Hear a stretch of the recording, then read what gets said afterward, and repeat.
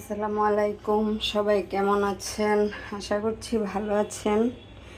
এই যে আমি আজকে বাজার থেকে একটু কই মাছ নিয়ে এসেছি।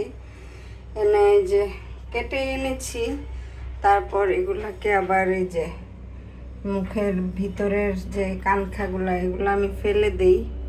এই যে এখানে এগুলা ফেলে দিয়েছি, কতগুলা দেখেন।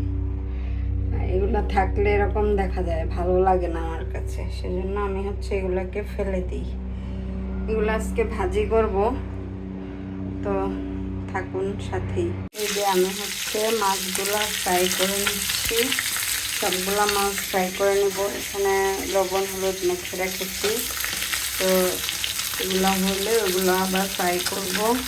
এই যে আমি সবগুলো মাছ এখানে ভেজে নিয়েছি, এই যে ফ্রাই করে নিয়েছি।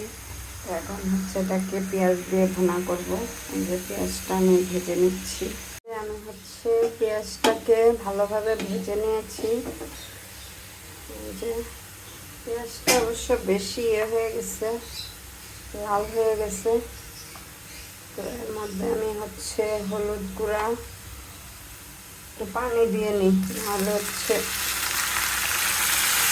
পেঁয়াজটা পুড়ে যাচ্ছে।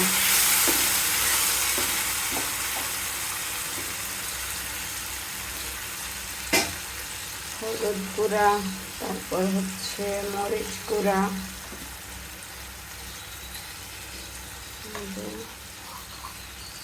তারপর লবণ,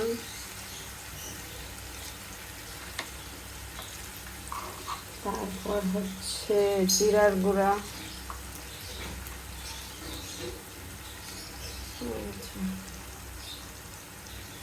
সব কিছু আমি মিশিয়ে নেব।